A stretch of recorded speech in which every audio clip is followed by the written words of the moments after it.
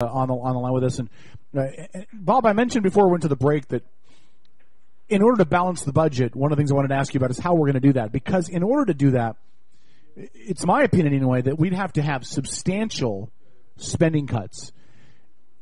How would how would you recommend getting to that? And do you honestly think the American people are ready for the sacrifices that are going to come if we see those types of cuts? Well, there's absolutely historical proof in North America that people are ready for it. 26 years ago, the province of Alberta in Canada was broke, and they've always had an immense amount of natural resources. And they elected a gentleman to their premier, which is the same as a governor. And he told them flat out before he got elected that get ready, tighten your belts, it's going to get rough. And one of the things he did, and I'm not proposing this, but one of the things he did is he said, if you want your welfare checks, if you want your free rides, come down to the Capitol building. When people showed up, he gave them a bus ticket out of the province. Really? Oh, seriously? Seriously. That's phenomenal. He tightened that province belt up. And throughout this entire time, when everybody else has been struggling, they're paying their people dividends. They are booming. They have more jobs than they can handle. And he has been reelected 5 times. Yes, people are ready. Yes, people understand what needs to be done. We do the same thing in our homes every day. If we can't afford it, we go without. Well, that's what we're going to have to do. Now, right now, today, we have a problem with fuel. Fuel is, again, skyrocketing. And what is the cause of that? Because we import 63%. 63%. And we are sitting on more oil in North America than we have in the entire Persian Gulf. Mm-hmm. It's time to open the taps. There are capped wells all over this country that we're not even using yet that are full. You can drive through. It's time to open the taps. It's time to set up the drilling and talk about an immense amount of jobs, transportating, manufacturing, drilling, all of it. And I've worked in the drilling industry. I know how clean it is. They do environmental work to clean up spills from other companies. Well, you can drive through, and I'm assuming you have. You can drive through portions of Utah, Colorado, Wyoming, and you can see where they've gone through, and they were, I can't remember the name of the equipment or the machine, but it basically comes through and it shoots down this with some TNT into the ground, and then it measures the sound waves as they bounce back, and that tells them whether or not there's oil there. So you can see all of the spots over the course of hundreds of square miles where they've gone, yep, you can put a well here. Yep, you can put a well here. Every single one of them is marked, and there's just thousands of them. Yeah, and we have a president, and I'm going to tell you right now, it's been 99% Democratic Congress that has shut the taps. Oh, no, you're 100% correct. Why?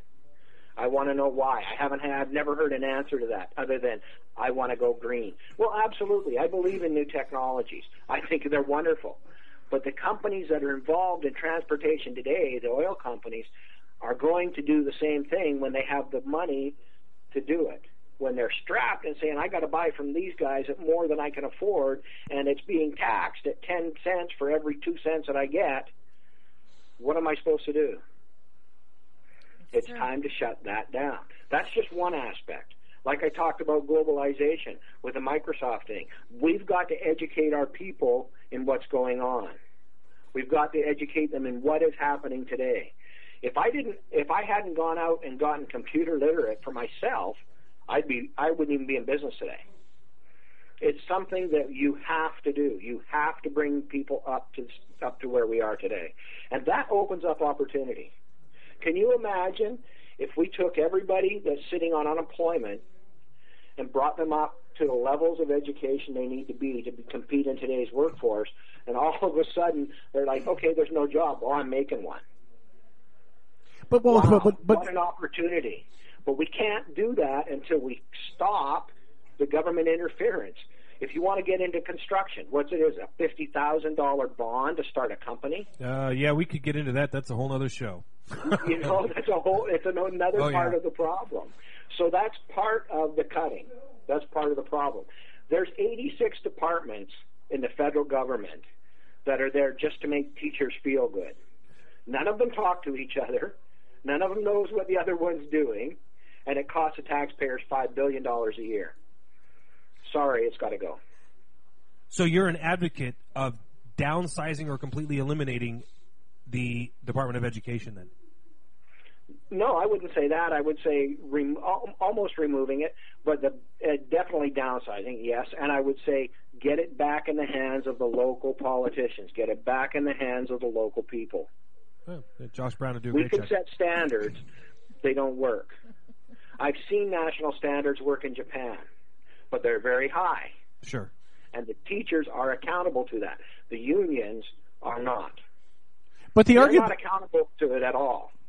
And, of course, that goes back to my apologizing for you being a card-carrying well, union member. Well, I'm actually very proud to be a card-carrying union member because unions have done so much good in this country. 90% of the labor laws we have today that we take for granted came because of union struggles. I know. I get that. And I don't. Hold on one second. I get that. And I don't mean to make it sound like I'm downplaying unions. I joke about it. I have an uncle that just retired as the vice president of a huge union. And he and I have had this debate many, many times. And the only thing that I can say when it comes to unions is, yes, they have done a lot of good. But like affirmative action, they've had their time and place in our country's development. And I think that the reality behind the situation is that reasonable people have to say, okay, damage is done. Now we're in damage control mode, right? And exactly, and that's where I was headed. We've gotten to a point where, and it's not the private unions of private organizations. You are correct, because there's a huge difference, isn't there? There's a big difference. There's a massive, massive difference.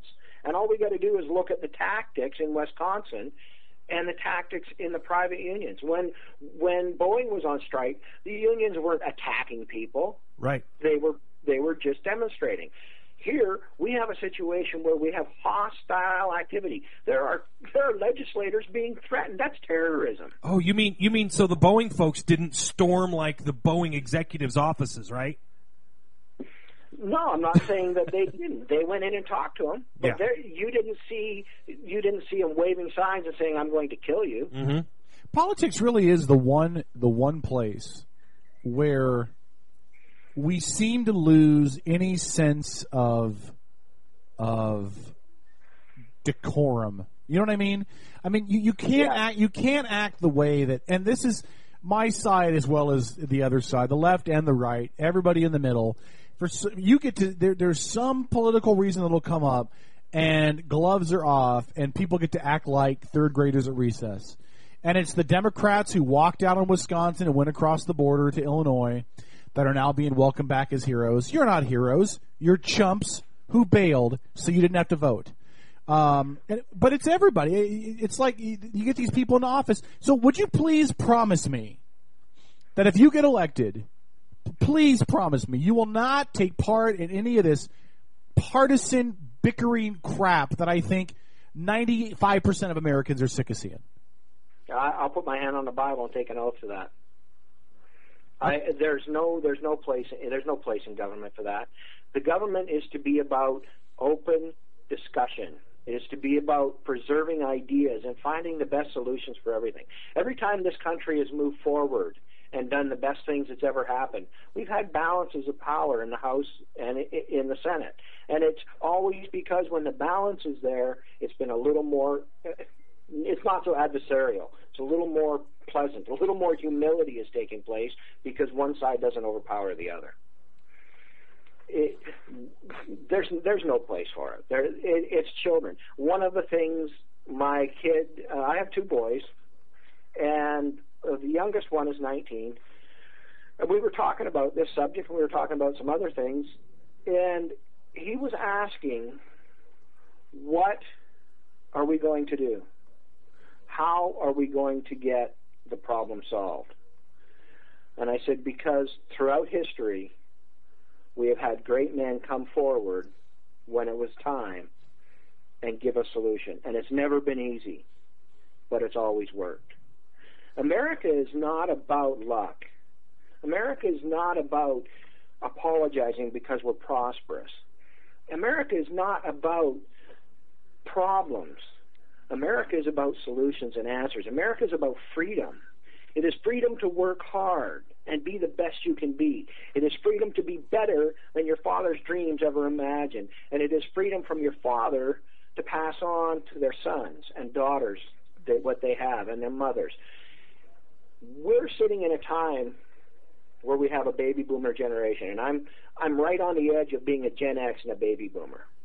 I'm in that little gray area. Right. Okay, that's fair. I get you.